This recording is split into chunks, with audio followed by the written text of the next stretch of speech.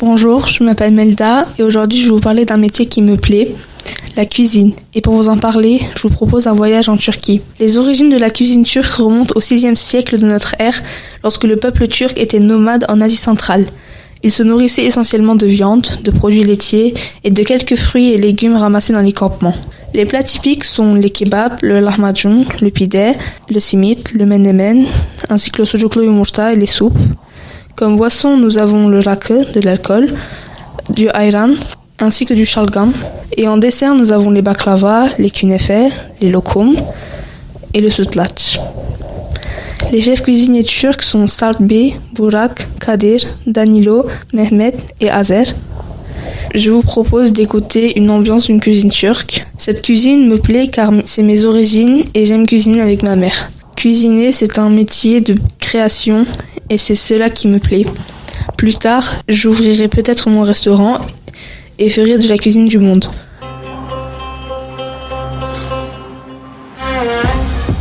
C'est le péché véniel des Turcs. Le baklava fourré à la pistache, généreusement arrosé de beurre et de sirop de sucre, fait fondre le cœur des habitants de Gaziantep. Notre reporter est allé à la rencontre du chef Efkan Güllü, l'héritier d'une prestigieuse lignée de fabricants de baklava, pour qui cette pâtisserie est un bijou à traiter avec le plus grand sérieux. Je ne préfère pas dire héritage, mais je vois cela plutôt comme une responsabilité que nous allons confier à nos enfants. C'est mon fils, Batuhan Güllü. Nous travaillons ensemble. Il est de la 6e génération et continue à faire notre métier.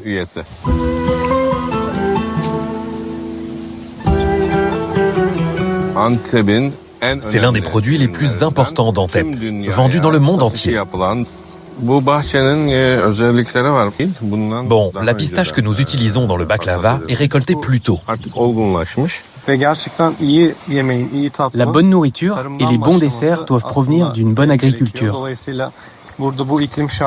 Sans ces conditions climatiques, cette terre fertile et ces gens précieux qui travaillent ici, rien ne peut se réaliser.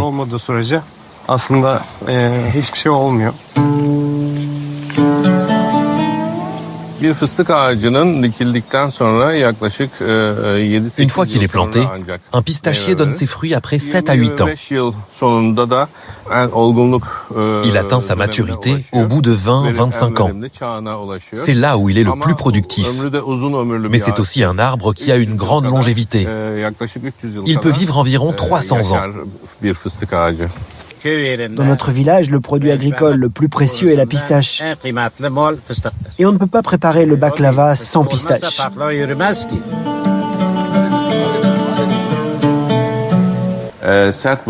Nous avons donc en premier lieu la farine de blé dur, une petite quantité de sel et des œufs. C'est avec ces ingrédients que nous allons préparer la pâte. Et enfin, les ingrédients pour réaliser le baklava. Les pistaches d'Antep, le beurre clarifié, puis pour terminer, le sucre pour le sirop. Nous avons besoin de beaucoup de pistaches. Ici, nous dissolvons d'abord dans l'eau la petite quantité de sel que nous allons ajouter à notre pâte.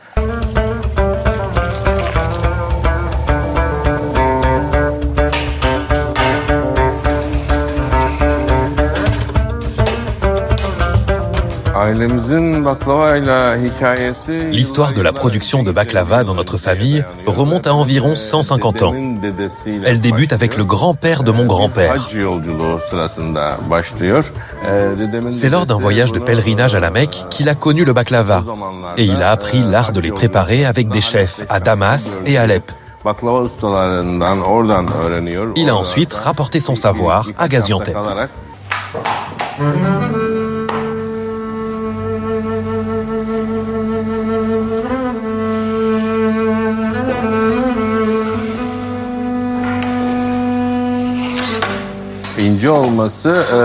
La finesse des couches est l'une des particularités les plus importantes du baklava. Nous disposons 40 couches pour le baklava. La finesse doit donc être à un degré millimétrique. C'est aussi important pour que le baklava gonfle. et pour qu'il soit bien croustillant lors de la dégustation.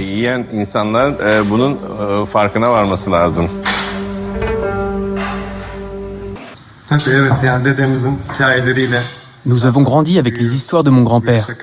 Je pense que c'est aussi une question d'habileté. Mais en tout cas, il est toujours présent dans chacun de mes gestes.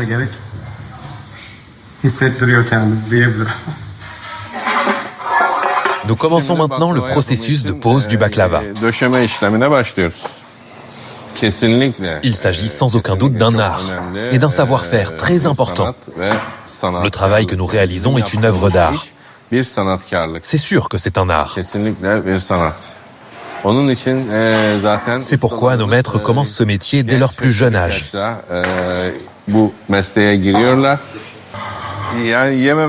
On ne peut pas ne pas en manger. En réalité, le beurre et la pistache utilisés sont des ingrédients sains et qui ont beaucoup de vertus. Il est donc bon pour la santé de consommer du baklava. À Antep, c'est le numéro 1, le baklava. C'est notre tradition. Que ce soit à Gaziantep ou dans le monde entier, le baklava est connu. La pistache est cultivée à Gaziantep et quand on dit baklava, c'est Gaziantep. Donne-moi un, ma sœur. Ça ne se mange pas comme ça, mais comme ceci.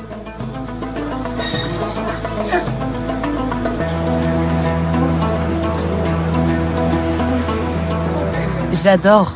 Mon préféré, c'est le baklava moule. Moi, je n'en mange pas beaucoup, mais mon copain en mange énormément. Il arrive qu'il en consomme 1 kilo par jour.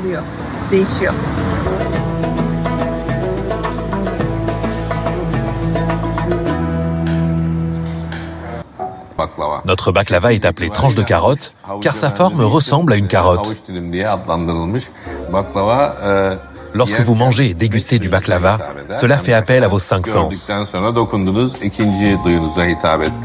Après l'avoir vu, vous l'avez touché, cela a fait appel à votre 2e sens, et vous le rapprochez. Vous ne mordez pas, vous le sentez.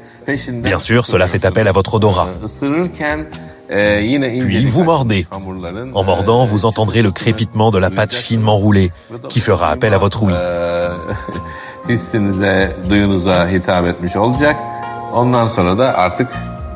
Après cela, il fait appel à votre goût.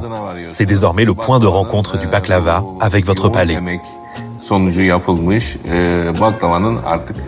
le goûtez et vous prenez du plaisir.